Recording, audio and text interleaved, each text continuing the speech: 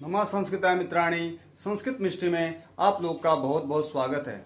जैसा कि हम कल पढ़ चुके थे कवियों के संप्रदाय, आज हम उसी तरह पढ़ेंगे कवियों की उपाधियां एवं उपनाम। ठीक है जी। तो पहला है महर्षि वाल्मीकि। महर्षि वाल्मीकि जी को आदि कवि के नाम से भी जाना जाता है।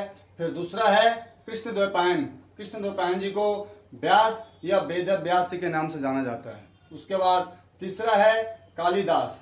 कालिदास जी की उपाधियां बहुत सारी है। ठीक, तो पहला है दीपशिखा, दूसरा है रघुकार, तीसरा है कवि कुलगुरु, चौथा है कविता कामनी विलास और पांचवा है उपसम्राट। ये 5 है कालिदास जी का उपाधियां। ठीक, उसके बाद चौथा है अंबिका दत्त व्यास। अंबिका दत्त व्यास जी का भी 5 उपाधियां माना जाता है। ठीक, तो पहला है घटिका शतक, फिर दूसरा है सुकवि के नाम से भी जाना जाता है, फिर तीसरा है शतावधान, चौथा है अभिनव बाण और पांचवा है भारत रत्न से सम्मानित हुए हैं। ठीक, उसके बाद बाण भट्ट है पांचवा।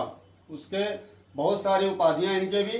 तो पहला है पंचबाणस्तु बाणः, दूसरा है बाणस्तु पंचाननः, फिर तीसरा है कविता कानन केसरी, चौथा है वत्स्यवाणी चक्रवर्ती, फिर गद्य सम्राट, फिर वाणी बाणो बभूक नाम से भी जाना जाता है, फिर कविता कामनी कौतुक से भी नाम जाना जाता है, फिर तुरंग बाण है, फिर गद्य कवि नाम निक्सम बदंती, उसके बाद बाणोच्छिष्टम जगत सर्वम।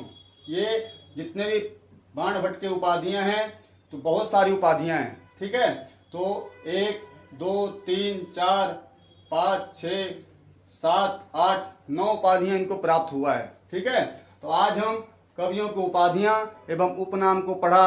कल हम पढ़ेंगे उनके माता पिता का नामावली। ठीक है, नमो नमः।